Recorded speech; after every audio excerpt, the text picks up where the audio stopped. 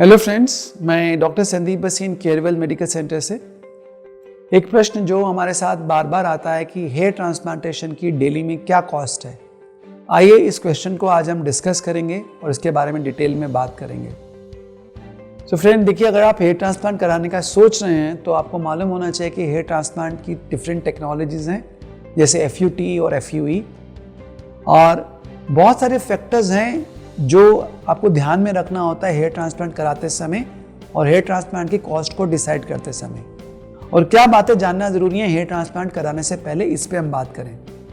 तो देखिए, पहली बात जो जानना ज़रूरी है हेयर ट्रांसप्लांट कराने से पहले, क्या आपकी राइट एज है हेयर ट्रांसप्लांट कराने के लिए। अब हमारे क्या होता है कि बहुत सारे यंगस्टर्स आते हैं जिनकी एज 17 है, 18 है, हेयर लॉस हो रहा है या थोड़े से बाल पीछे जा रहे हैं। तो ऐसे केसेस में जो लेस देन 20 ईयर्स हैं, लेस देन 20, 21, 22 हैं, बहुत बार हम पहले उनको बोलते हैं कि आप पहले मेडिसिन ट्राई करिए, मिनॉक्सिडिल ट्राई करिए कुछ टाइम तक, और तब देखिए क्या रिजल्ट आ रहे हैं आपके, और ज़रूरत पड़ेगा तब आप हेयर ट्रांसप्लांट पे जाइए। ज़्यादातर रिकमेंडेशंस ये हैं कि अगर आप बहुत यंग हैं, 20, 21 और लेस देन 20, तो इस एज में ट्रांसप्लांट की बजाय आप मेडिसिन को पहले ट्राई करें और लाइफस्टाइल मॉडिफिकेशंस करें। कोशिश करें इससे आपका हेयर फॉल रुक जाए। अगर नहीं रुकता है तो लास्ट रिजॉर्ट में तब आप हेयर ट्रांसप्लांट के ऊपर जा सकते हैं। जो सही एज मानी जाती है हेयर ट्रांसप्लांट की, वो आप 24 ऑनवर्ड, यानी 24 साल के बाद कभी भी आप करवा सकते हैं हेयर ट्रांसप्लांट को। तो ये तो राइट एज की बात रही। दूसरा, क्या आप राइट कैंडिडेट हैं हेयर ट्रांसप्लांट के लिए, ये बात समझना बहुत ज़रूरी है। तो देखिए, हेयर ट्रांसप्लांट के लिए पहले तो आपको कॉज समझना है हेयर लॉस का क्या है।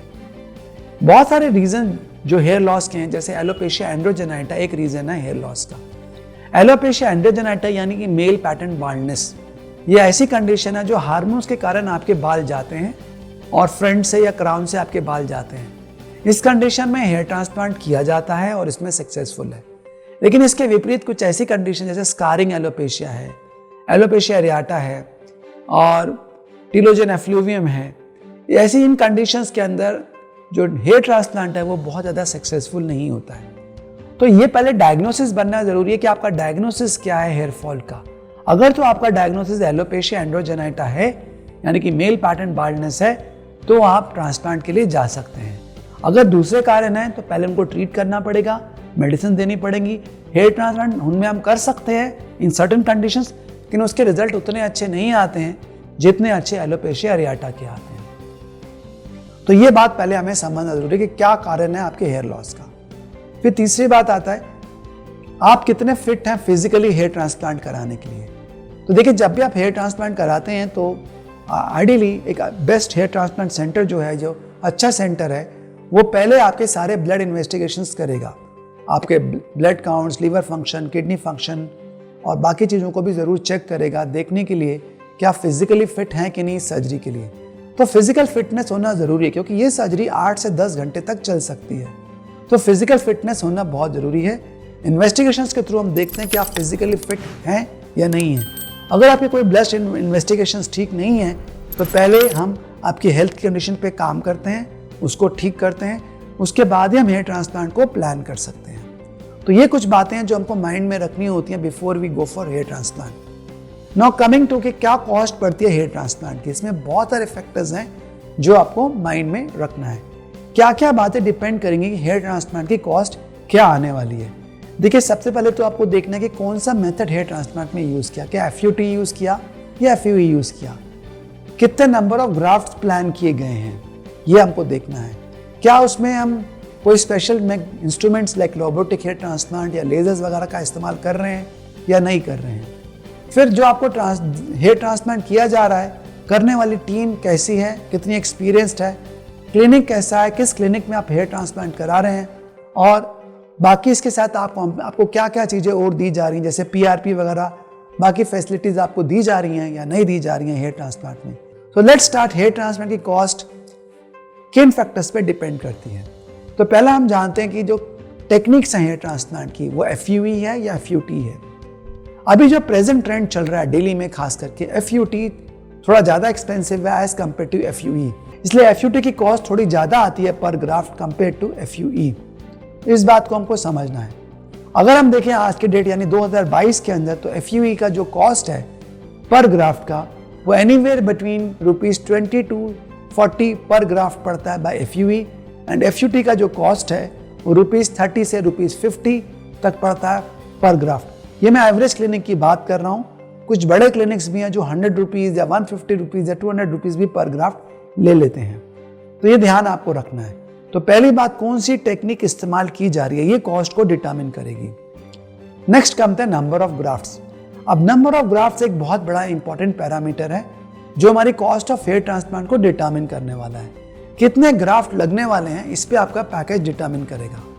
अगर हम देखते हैं 2000 ग्राफ्ट बाय FUE, तो इसका कॉस्ट एक एवरेज क्लिनिक में anywhere from 40,000 to 70,000 to 80,000 cost कर सकता है, depending on clinic, depending on doctor and other things. अगर हम देखते हैं FUT, तो ये कॉस्ट ज़्यादा जा सकती है, 50,000 तक शुरू होके 2000 ग्राफ्ट की कॉस्ट 1.25 लाख 1.5 लाख तक भी जा सकती है। तो नंबर ऑफ ग्राफ्ट्स आप कितने ले रहे हैं और क्लिनिक का चार्ज क्या है, उसके हिसाब से आपका कॉस्ट जाएगा। जो नंबर ऑफ ग्राफ्ट्स हैं वो हम एवरेज एक हेयर ट्रांसप्लांट में एनीवेयर बिटवीन 2000 to 4000 कर पाते हैं FUE के अंदर। कभी कभी FUE और FUT को कंबाइन किया जाता है। ऐसे में FUT के अंदर हमें 2 से 3,000 ग्राफ्ट मिल जाते हैं और FUE से हमें 2 से 3,000 ग्राफ्ट मिल जाते हैं। तो 5,000 से 6,000 ग्राफ्ट हमको मिल जाते हैं अगर हम FUE और FUT को कंबाइन करते हैं। तो ऑब्वियसली इसकी कॉस्ट ज़्यादा होगी और नंबर ऑफ ग्राफ्ट क्योंकि इसमें ज़्यादा है 5,000 से 6,000। तो नंबर ऑफ ग्राफ्ट एक बहुत बड़ा पैरामीटर है डिटरमिन करने के लिए कि आपकी कॉस्ट क्या आने वाली है हेयर ट्रांसप्लांट के अंदर। नेक्स्ट हम आते हैं और बात करते हैं कि the doctor who is doing the hair transplant. तो देखिए ये एक बहुत बड़ा फैक्टर है कि कौन डॉक्टर हेयर ट्रांसप्लांट कर रहा है, कितने साल का एक्सपीरियंस रखता है। जो फ्रेशर्स हैं ऑब्वियसली उनके कॉस्ट कम होंगे और जो पुराने एस्टैब्लिश्ड डॉक्टर्स हैं उनके कॉस्ट कुछ ज़्यादा होगी मार्केट के अंदर हेयर ट्रांसप्लांट के अंदर। तो ये आपने देखना है कि किस डॉक्टर से आप हेयर ट्रांसप्लांट करा रहे हैं, क्योंकि उनकी कॉस्ट उसके अकॉर्डिंग वेरी करेगी।